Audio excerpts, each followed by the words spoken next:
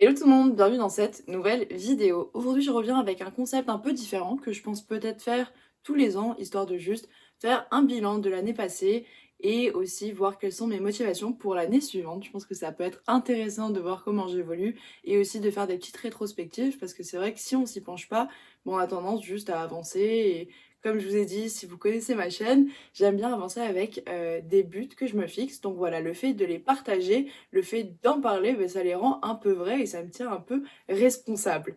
Donc, si c'est la première fois que vous me voyez, écoutez, bienvenue. C'est un peu le type de contenu que je fais. Je suis plus focus quand même sur les études, école de commerce, tout ça. Et bah, maintenant, j'essaye de un peu me diriger de plus en plus vers la motivation, lifestyle, enfin voilà. On va voir comment ça évolue, hein. Je suis une jeune chaîne, d'ailleurs on va le voir tout de suite. Mais voilà, donc si ça vous intéresse, si vous voulez juste m'aider, je vous invite à liker, à vous abonner, à partager. Du coup, je pense qu'on va commencer par les hauts de 2022, étant donné que bah, il y en a eu beaucoup. 2022, c'était une année où j'ai vécu énormément de changements et ce changement m'a apporté énormément de choses.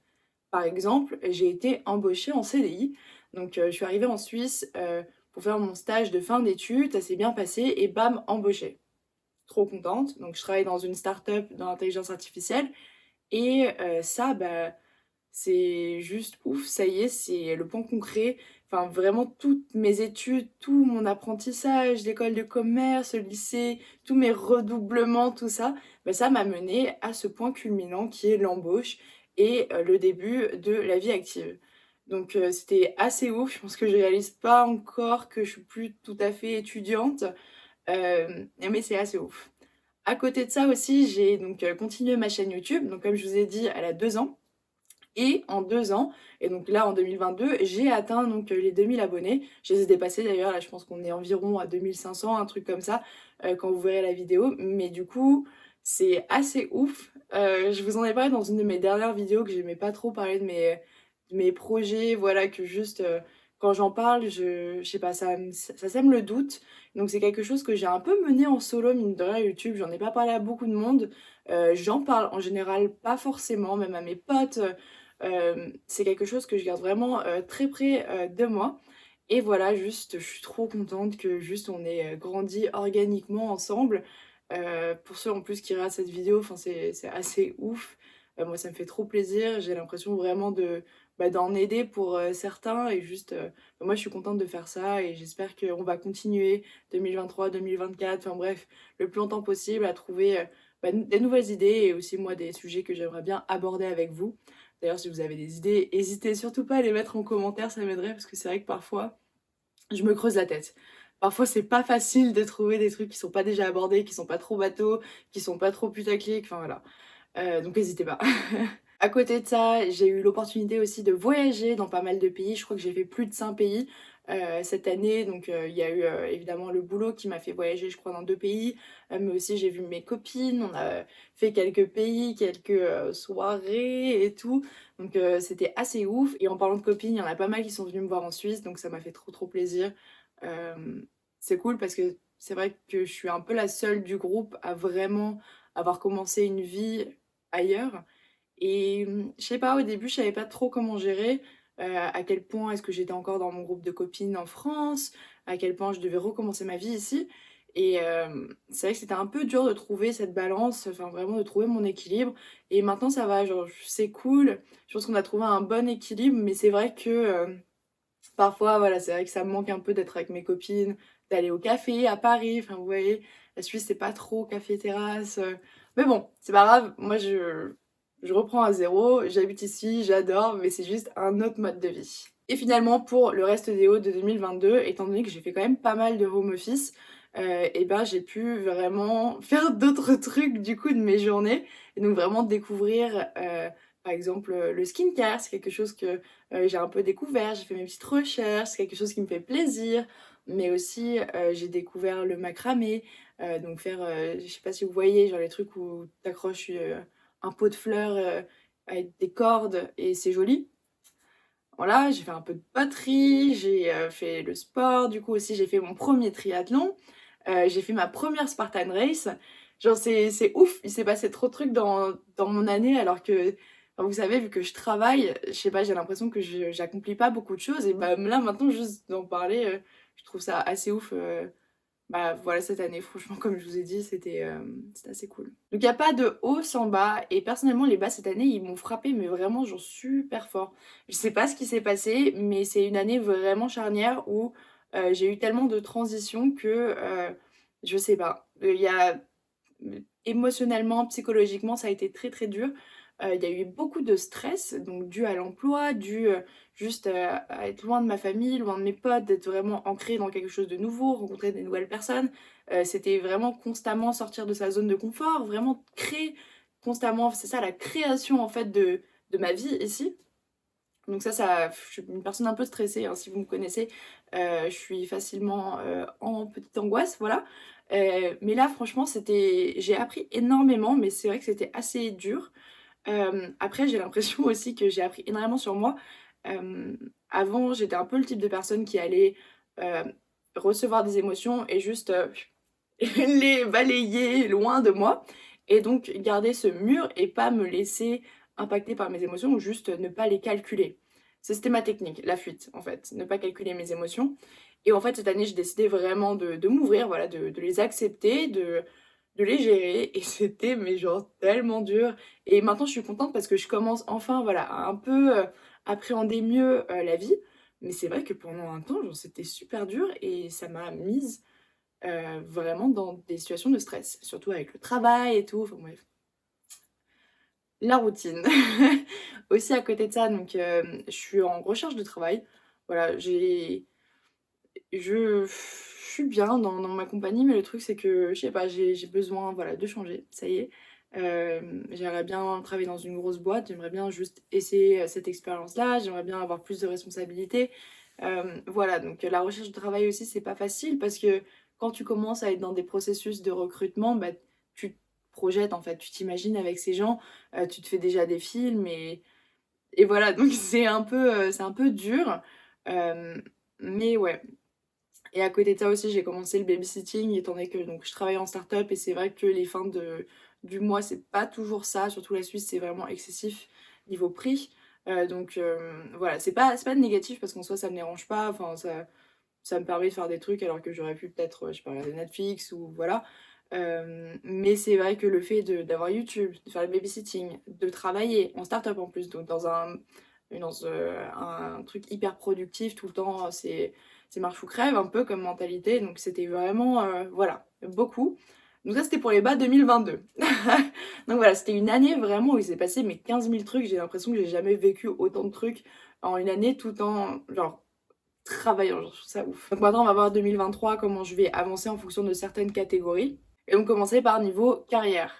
Donc 2023, comme je vous ai dit, moi j'ai envie de changer de taf, j'ai envie de me spécialiser. J'ai toujours été un peu la meuf polyvalente qui fait un peu tout. Maintenant j'ai vraiment plus envie d'être cette personne parce que quand tu sais tout faire, c'est cool, mais en startup, quand tu sais tout faire, ben finalement, tu vas aussi te retrouver avec des tâches de merde. Par exemple, là, j'ai envoyé des cadeaux de Noël à tous les employés, à tous les employés, clients, nan, bref, trop chiant. Genre, c'est pas du tout, enfin, moi, c'est pas ça qui m'intéresse, enfin, c'est pas mon taf, quoi. Je travaille pas dans le marketing, je travaille pas dans l'événementiel, donc voilà, c'est des trucs que j'ai plus envie de faire, j'ai envie de me spécialiser, et donc j'aimerais bien me spécialiser dans la data.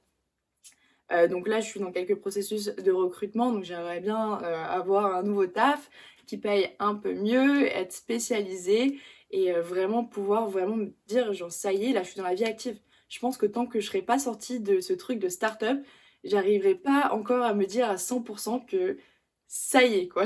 Je sais pas si vous voyez un peu ce que je veux dire, mais genre la start-up c'est encore un peu une incubation de mon potentiel professionnel, je pense.